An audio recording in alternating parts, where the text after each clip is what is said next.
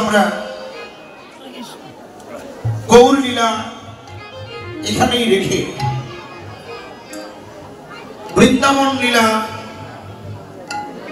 প্রবেশের মুহূর্তে এখানে যারা মৃদঙ্গ বাদক তারা গুরু ধরে কিছু বলবাণী শিক্ষা করেছেন। একে বলা হয় জামালি বাদ্য। এবং আরেকজন এখানে মৃদঙ্গের ওস্তাদ হারমোনিয়ামে আছেন, তিনি চমৎকার ভাবে কিছু ছন্দ মৃদঙ্গে বিভিন্ন কথা বলে, এগুলো তিনি আমাদের প্রদর্শন করে দেখাবেন। আমরা এই মৃদঙ্গের ছন্দে ছন্দে বৃন্দাবন লীলা স্মরণ করব। নিতাই গৌরী সীতারাম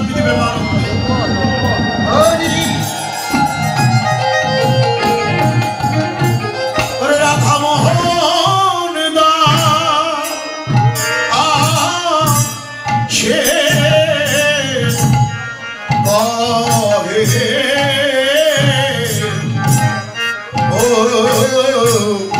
আমার ভাগ্যে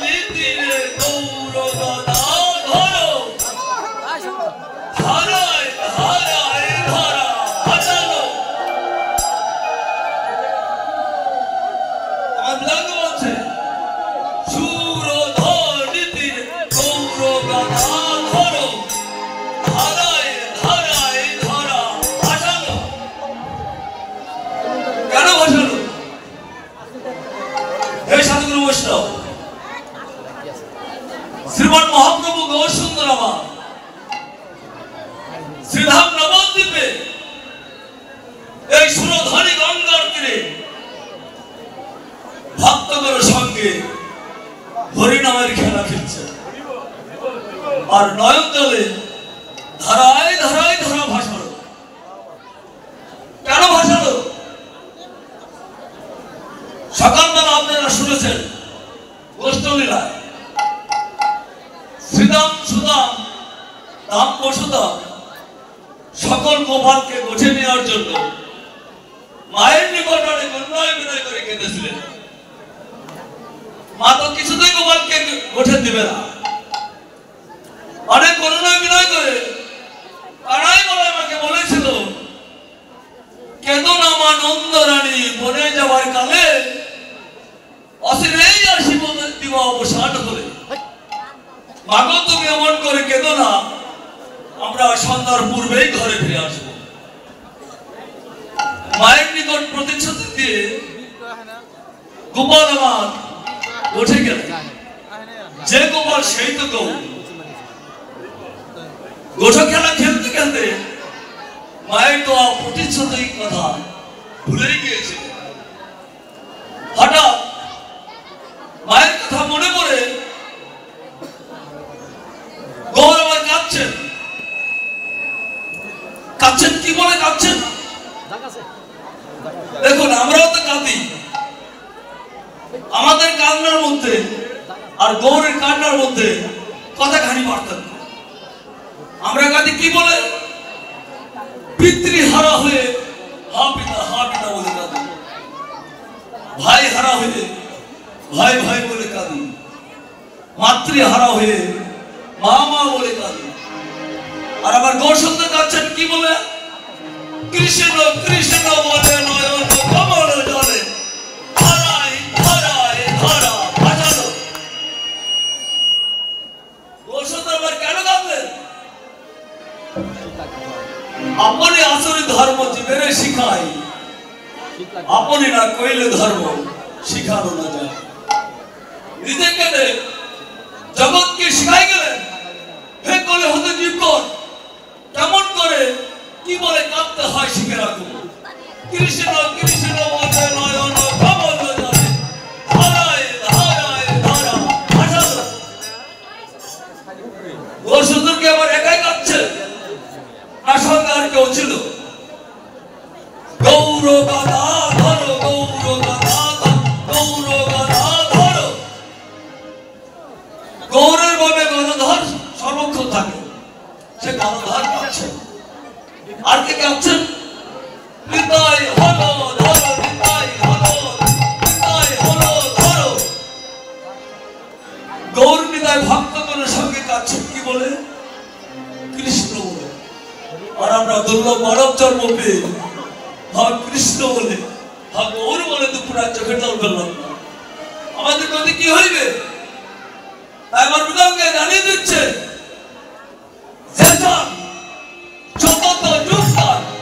শ্রীকৃষ্ণ লীলা বলিত গুণ কথা সাদরে নইব ধ্রুবরা তাকে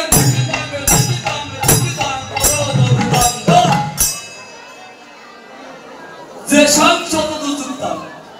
এই যে আমার মতো ব্যক্তিকে উদ্দেশ্য করে বলছে, যে ব্যক্তি এই অপরাকে তারা ভাগবত কথা শ্রদ্ধা সহকারে এই দুই কারণে শুনিল না, শ্রদ্ধা সহকারে এই বদনে উচ্চারণ করিল না। আমার পিতাকে ধিক্কার দিচ্ছে। তোমার জন্ম ধিক, তোমার রূপ যৌবন ধন ঐশ্বর্য সবই ধিক।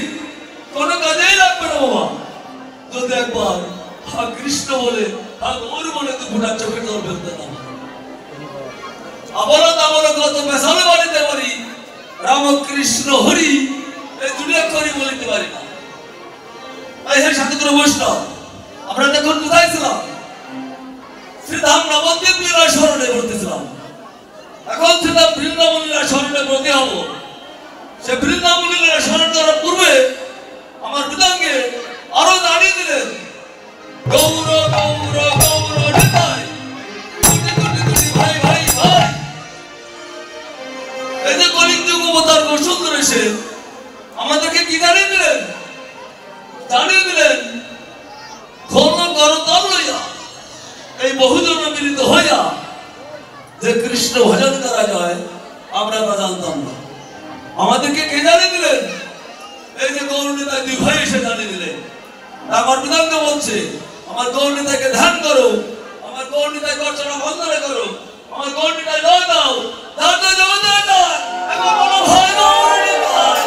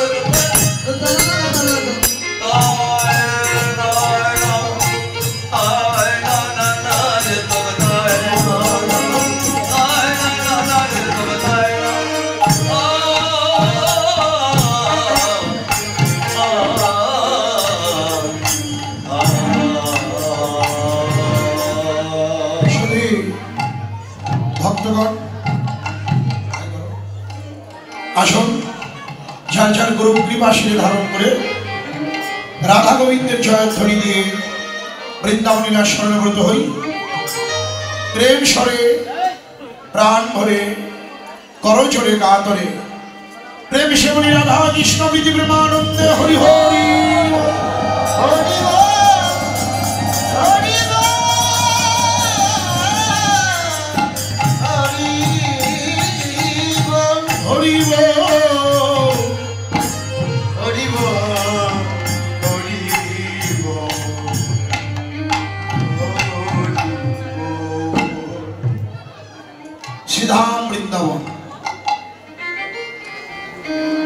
গোপাল কি করছে? ধেনু সঙ্গে কঠোর অঙ্গে ভালো তোরা সুন্দর সঙ্গে কঠোর অঙ্গে ভালো তোরা সুন্দর আনন্দয়ার ধরে না রে, আনন্দ আর ধরে না রে। আছে গোলক বিহারী গোলক চানি আনন্দয়ার ধরে না রে, আছে গোলক বিহারী গোলক চানি আনন্দ আর ধরে না রে। আছে গোলক বিহারী গোলক চানি বদন ভরে বলো হরি গোলক বিহারী গোলক চানি বদন ভরে হরি গোলক বিহারী গোলক চানি আনন্দ আর ধরে না রে।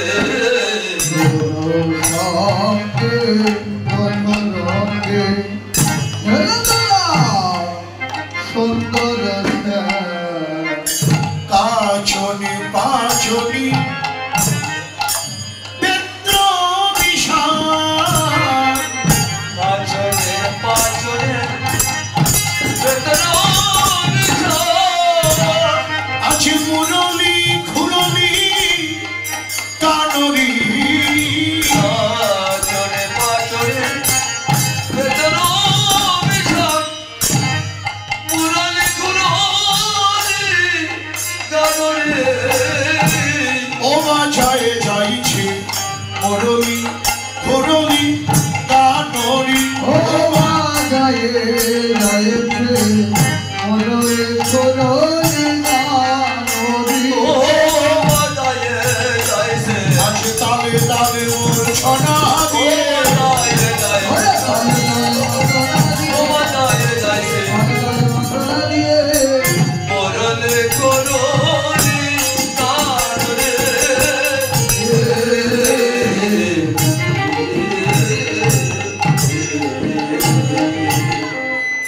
প্রিয় দাম সীতাম সুদাম বেনি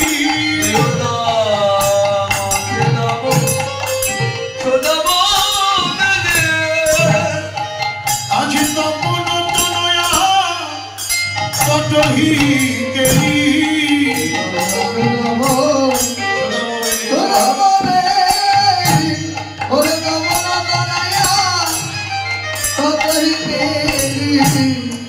যমুনা কত ভাগ্যবতী যমুনা ওই শ্রী যমুনা কত ভাগ্যবতী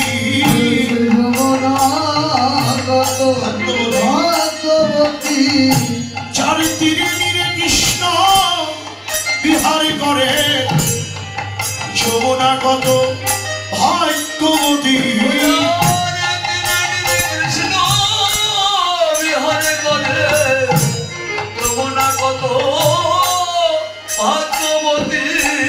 চার তীরে তীরে কৃষ্ণ বিহারি করে ব্রহ্মায়াদি মায়েরা জরে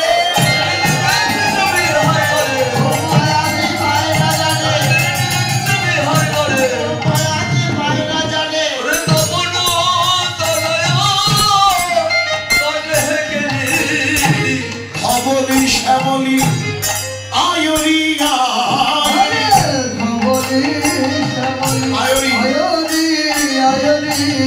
আয় ধবলি আয় শ্যামলি আমাদের ঘরে যাওয়ার সময় হলো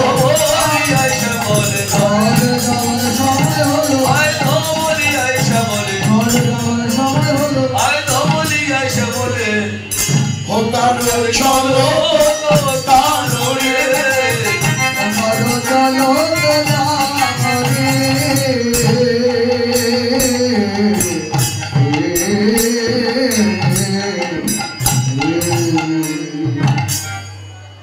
শ্রীদাম সুদাম দাম বসুদাম মধুভঙ্গ সকলকে নিয়ে গোচারণের মাঠে যমুনার তীরে কৃষ্ণ বিহার করছে। বয়স কত গোবিন্দের? বয়সে কিশোর মোহন ভাবি, আহা মদন ইন্দ্র জলদ গাভী। বয়স কিশোর কিশোর মোহন ভাবি, মদন ইন্দ্র জলদ গাভী। বয়সে কিশোর মোহন ভাবি, পদন ইন্দ্র জলদ গাভী। বয়সে কিশোর মোহন ভাবি, পদন ইন্দ্র জলদ গাভী। চারুচন্দ্র গুঞ্জাহার, ওরে চারুচন্দ্র গুঞ্জাহার, মদন মোহন ভাঙ্গরি। মদন মোহন ভাঙ্গরি।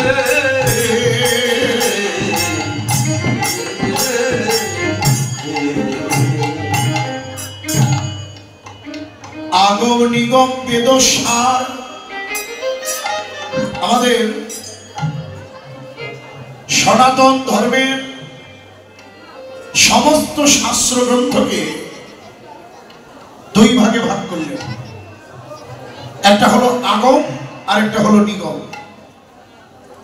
আমাদের আদি ধর্মগ্রন্থ হলো বেদ, আর বেদেরও যিনি প্রতিপাদ্য বিষয় ভগবান, মানুষের মাঝে মানুষের সাথে তিনি লীলা বিহার করছেন। বা এই 14 আগস্টের প্রথম পদ লিখলেন কে? বৈষ্ণব কবির নাম নসির মামুদ করতহি আস। নসির মামুদ করতহি আস। চরণে শরণ তানরি, ওরে চরণে শরণ তানরি।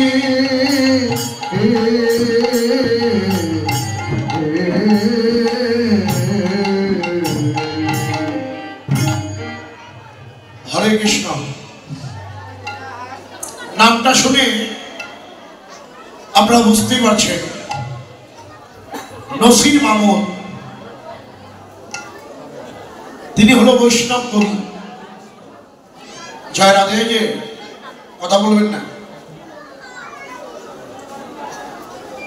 নসির মামুদ যার কথা না বললেই নয়। ভালো করে নাই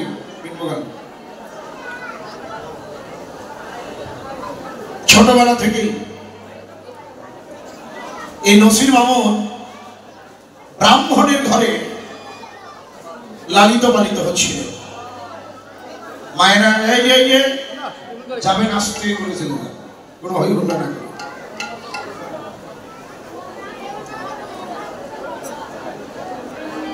এই নসির মামুদ ছোটবেলা থেকেই ব্রাহ্মণের ঘরে ছিল। লালন পালন করলেন। নসির মামুদ বড় হলো। যখন বড় হলো, ওই ব্রাহ্মণ নসির মামুদকে ডেকে বলছে, বাবা নাসির, ভালোবেসে নাসির বলে রাখত, যে নাসির তুই তো অনেক বড় হলি, তোকে একটা কথা বলি। এই যে আমার রাধা গোবিন্দের মন্দির, এই মন্দিরে তুই প্রতিদিন রাত জেগে পাহারা দিবি। যারা রাত জেগে পাহারা দেয় তাদের বলে নৈশব প্রহরী। রাত জেগে পাহারা দিবি, এটা হলো তোর কর্ম। ব্রাহ্মণের আজ্ঞা পালন তো করতেই হবে। একদিন যায়, দুদিন যায়, অনেক দিন হয়ে গেল। নসির মন্দির পাহারা দিচ্ছে। এ তো মন্দির পাহারা নয়, এ যেন নসির মামুদের ভজন চলছে। উপবাস থাকলাম, পূজা করলাম, এটাই শুধু ভজন নয়। ভগবানেরাই মা, কিছু কি মনে হয় না যে কীর্তন হইতেছে নাকি? এখান থেকে আপনার একটু সাইলেন্ট হন। এটাকে তো এদের কাছ থেকে শেখেন তাকে কিভাবে কীর্তন। আর একটু সামনে যদি পারে না গিয়ে বসে, মায়েরা একটু সামনের দিকে বসে, লজ্জা করে লাভ নাই, আসে। জয় রাধে। এই নসির মামুদের ঘটনাটা শোনার জন্য অনেকেই পাগল হয়ে আছে। চমৎকার। এখন ওই নসির মামুদ মন্দির পাহারা দিচ্ছে, এখান থেকে আমাদের শিক্ষা।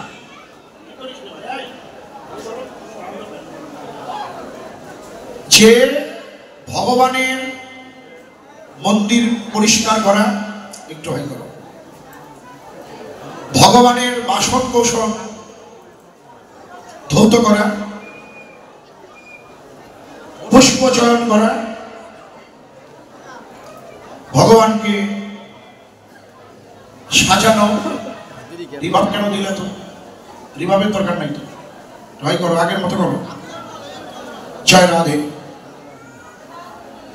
এগুলো ভজনের অঙ্গ। এখন ওই নসির মামুদ যে মন্দির পাহারা দিচ্ছে, তার যে ভজন চলছে সে নিজেও জানে না। অনেকদিন হলো ব্রাহ্মণ ওই নসির মামুদকে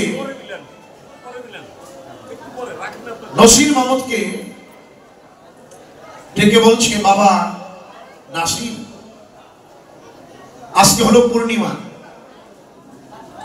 আমি যাব এক শিষ্যের বাড়িতে, আজকে রাতে হয়তো আমার আর ফেরা হবে না। আমি রাধা গোবিন্দকে শয়নে দিয়ে গেলাম, মন্দিরের তালা মারা, চাবিটা সাথে করে নিয়ে গেলাম। সকালবেলা এসে আমি রাধা গোবিন্দকে জাগিয়ে বাল্যভোগ সেবা দেব। এই বলে মন্দির তালা মেরে ব্রাহ্মণ যাচ্ছে এবং সতর্ক করলেন, সাবধান করলেন, আজকে কিন্তু ঘুমাবি না, সারা রাত চেয়ে থাকবে, এটা আমার আদেশ। ব্রাহ্মণ চলে গেলেন। নসির মামুদ সারা রাত জেগে আছে। এই যে ব্রাহ্মণ বলেছেন ঘুমাবি না, ঘুমাবি না, এই বলে নসির মামুদ পূর্ণিমা রাত সব দেখা যায়, মন্দিরের দ্বারে চেয়ে রইলেন। যখন মধ্য রজনী, হঠাৎ করে নসির মামুদ দেখছে মন্দিরের দরজা, বন্ধ দরজা আপনা আপনি খুলে যায়। দরজা খুলে গেল, নসির মামুদ সামনে এগিয়ে গেল। দেখছেন মন্দিরের ভেতরে যে রাধা গোবিন্দের অচল মূরতি ছিল, তারা দুজন সচল হয়ে